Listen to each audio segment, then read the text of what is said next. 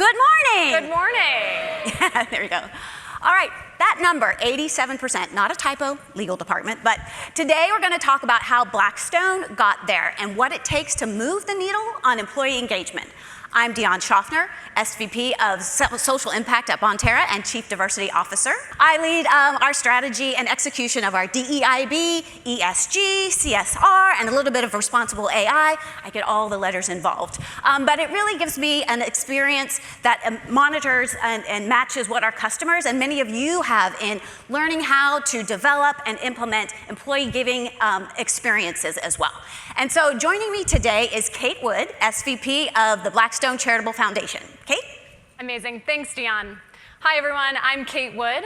I lead employee charitable engagement at Blackstone across our 27 global offices, everything from volunteering to fundraising to firm-wide campaigns, and most recently, our work with Cycle for Survival with Bonterra Deed. That partnership changed a lot for us, not just how we run these programs, but how we know whether they're actually working. Before we get into the Blackstone story, I want to spend just a couple of minutes talking about what we're seeing across the industry because it sets up what Kate and her team did so well. So how many of you have swanky dashboards that show your participation rate for a giving program? Some awesome good numbers in there. No? But most programs are getting really good at counting, but where they struggle with is turning that evidence of activity into impact and outcomes. And so let me start why that's hard, and then we'll talk about, Kate, how they were able to solve that. So across hundreds of companies that we work with at Bonterra, we see a lot of similar patterns. Participation gaps are often indicators of engagement gaps within the organization. So who feels seen at work, whether or not leadership actually values this work, and who feels like the program was built for a way that they can participate in. And we're working in an increasingly distributed, diverse, and digital workforce. So how can we help folks feel like they're connected to the cause, to the company, and to each other? Our value of our time, talent, and treasure is very individual, and it changes over time. So, Gen Z, they may not have a lot of treasure right now, but they have time and interest. And they want ongoing relationships, with their nonprofits in smaller increments, not, one big day of service. And, some of us in the later generations, we might prefer that we can give, dollars versus time at an event. So good design has to work for both. And it isn't just what employees want to do, it's what they're able to do. Parents and caregivers have different demands on time with their time and their flexibility. Physical accessibility, that can constrain participation. And our introverts, they may bristle at the sheer thought of some big group activity, or worse, a small one where they have to speak up. Ooh.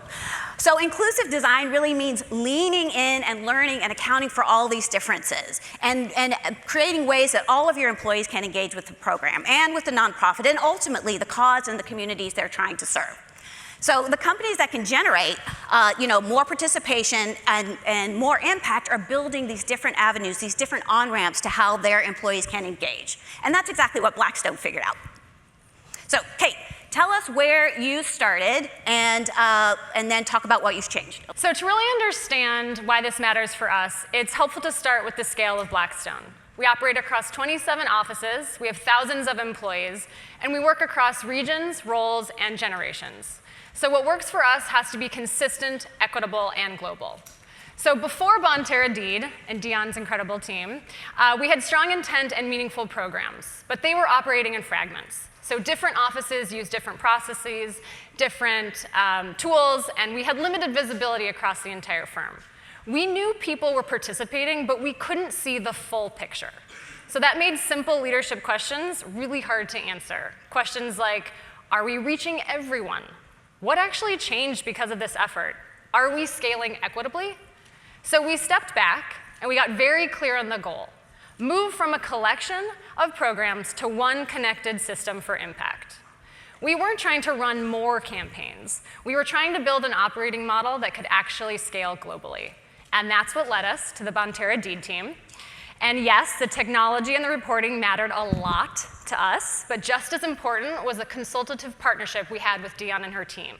That team helped us design for things that we didn't yet know how to articulate. The platform worked for us because it was paired with the right thinking around design, equity, and real-time visibility. So, the industry average for employee giving participation around, 20 to 30%, but Blackstone got 87% across 27 global offices. What made the difference? Well, one of the biggest things that we learned was that if you want to scale participation, you can't design around how you want people to engage. You have to design for real life. So what does that look like for a busy analyst in Singapore or a really busy senior leader in New York? Every extra step, every click, every approval, every moment of confusion becomes a drop-off point. So we audited everything. We audited process, timing, access, not just UX. Because friction isn't design. It's who can participate and who can't. So you designed a near-perfect pathway from inspiration to activation. 100%, totally perfect. What we actually did was accept that there's not one single right way for people to engage. We can't predict which door people will walk through first, so we have to open all of them. Mobile first, for example, wasn't a design decision for us. It was a participation decision. A desktop-only experience really unintentionally privileges certain roles and schedules. So we also learned that you don't choose between flagship moments and flexibility. You have to do both. Big campaigns create energy and shared focus, and always-on options count for everybody else. And when you design this way, when you remove friction, when you offer choice, and you build for real life, participation becomes the natural outcome. What comes next? Well, across Blackstone, we learned that volunteering became the on-ramp. So it was the first and the easiest way for employees to connect with our programming and with our communities. And over time, that experience led to giving, and then deeper involvement like board service, and then ultimately long-term engagement. So the path wasn't always linear, but it was intentional. And it reinforced why multiple on-ramps and the ability to move between them matter so much. So San Francisco, Singapore, Hong Kong, London, New York, same mission, same platform, but partnerships and programs that feel local and relevant. And to support that journey, the experience had to be easy. We have to have easy discovery, mobile access, and flexibility across time zones. So when it's easy to sign up and it's easy to come back, participation compounds. And that's really where culture starts to show up. Volunteering builds belonging, within teams, across levels, across geographies. And employees aren't just doing good, but they're doing it together. And that matters for how people feel when they're at work and why they'll stay. Yes, and that is so important to us. And this always-on volunteer-first approach is what made a campaign like Cycle for Survival land so powerfully. When employees are already engaged, the momentum begins even before the campaign starts. So this slide is what it looks when a program lands for Blackstone.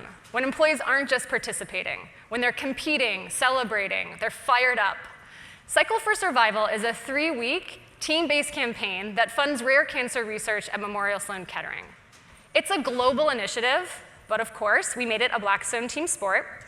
Business units form teams, they set fundraising goals, and they compete over a few weeks. And then they come together for a corporate ride. And what's powerful here isn't just the ride. It's what's happening in the weeks leading up to the ride. Employees are competing, they're collaborating, and they're pulling others in. And everyone from analysts to senior leaders are involved. And because volunteering and giving were already a part of your culture, and because the experience, was something they could connect with, it was easy and visible, employees didn't need to be convinced to participate. Exactly. They were already in. So what stood out this year especially was our global participation and scale. Offices across EMEA, APAC, and the US bought in and participated, and for the first time, our international teams raised more than ever before. And that only worked because the campaign was local and global. And the real acceleration came when we paired that foundation with live visible moments during the campaign, specifically the bartending event and the real-time leaderboard. So this slide, an example of our leaderboard, this slide captures the moment where participation shifted from strong to unstoppable. So a few weeks before the ride, we host a bartending event. It's fun for everyone. Senior leaders get behind the bar, employees tip their favorite bartender, and every dollar raised goes directly to Cycle for Survival. What matters here isn't just the fundraising, it's the signal. And the leaders aren't just sponsoring from the sidelines. They're showing up. They're doing the work. They are showing up. And the dynamic really changed for us this year when we introduced the Bonterra Deed Campaign Leadership Board. So people watched updates rise in real time, phones came out, teams pulled others in, and it became a real shared moment of action. The competition was friendly, but it was real, because everyone wanted to push the totals higher, but they wanted to do it together. Because the experience was easy, visible, and social, participation accelerated instead of stalling.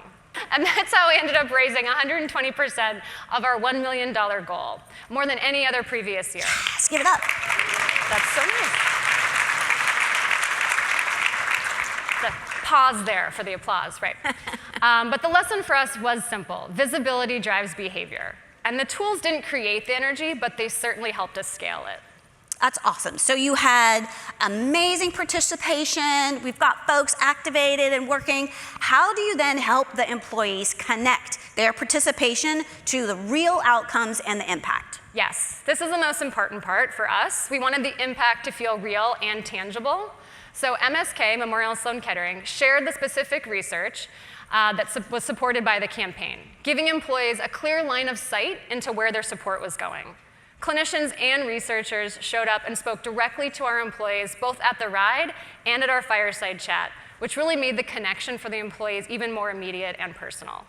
And employees could see in real terms how their time and dollars were translating into scientific progress. Progress like fueled breakthroughs in precision oncology and liquid biopsy tools, accelerated progress in immunotherapy, and practice-changing clinical trials, including one where 100% of patients in a rare rectal cancer study saw tumors disappear. And so high participation is great, but participation without the story is just a number, right? So the real unlock for leadership buy-in, for nonprofit partnerships, and really that long-term investment that we're trying to create is being able to say, here's what happened because of what you did. Yes, exactly. And for us, this was the most meaningful shift. Not just driving participation, but being able to close the loop between our employees, our leadership, and most importantly, our nonprofit partners. First, we captured real-time visibility into giving, volunteering, and campaigns across 27 global offices. Second, we shared the results broadly and intentionally across something that we have called BXTV, firm-wide communications, and ERG and business unit updates. Our business unit leaders were able to receive reports in real time that they can actually use. So not just dashboards, but real insight. And when people see progress and they know it's visible, participation and accountability both increase. But the most powerful step here for us is definitely the third, connect. And this is where Memorial Sloan Kettering comes in again. As I just mentioned, they share what the funding made possible, specific cancer research areas and real impact. And that's the moment for us when it stops being a number and becomes a mission. Well, I think the biggest takeaway and lesson for us is that we need to design programs to adapt to employees. We can't expect employees to adapt to the program. For us, flexibility drives scale. We reached 87% not by forcing people into one initiative, but by making it easy for them to engage exactly where they are, through volunteering, giving, campaigns, bigger moments, and smaller moments. And then, having this true partnership and creating a long-term value, requires connecting employee participation to these outcomes. And to your point, delivering visibility into those real impacts and having them, and I think it's so great when the organizations can come back and they can see that and feel it in person. So that's so important too. Exactly. The other major shift for us was thinking in systems instead of events. So the bartender event feeds the fireside chat. The fireside chat feeds the ride, and the data feeds the story, and in the end, it's all connected. It's all connected. It's all connected. And that's what makes our participation sustainable over time. We're not building momentum from scratch every year, we're compounding it. And so as you think about your own activities and you leave this conversation today, the questions to take back, are simple. Are you measuring participation, or are you measuring real impact? And how are you combining those two and making that available to all your employees as they're participating in it, that they're seeing these kind of downstream effects? Yep. And don't worry, you don't have to overhaul everything. Pick one program and redefine what success looks like beyond simple activity. Not how many people showed up, but what happened because that they did. For us, 87% did not happen overnight. Think about how different folks can approach the work that you do, and are there any barriers that you can just get out of the way? 100%. I think thinking collaboratively, had a lot of conversations here this week with people about partnering, and I think that's super important as well. But that mind shift really changed everything for us. And that's one of the great things, to your point about this group in here today, is we have folks from all across of these experiences and the ecosphere. And so, as he mentioned in the opening keynote, like really leveraging your contacts here today and building these relationships, and let's learn from one another. There's no need to recreate the wheels, but let's take all these best practices and apply them in ways that work for your own organizations, and really looking at your organization and being like, what is our culture? What is our vibe here? And how can we make sure that everyone gets to participate? Awesome. Thank you so much. All right. Thanks, all.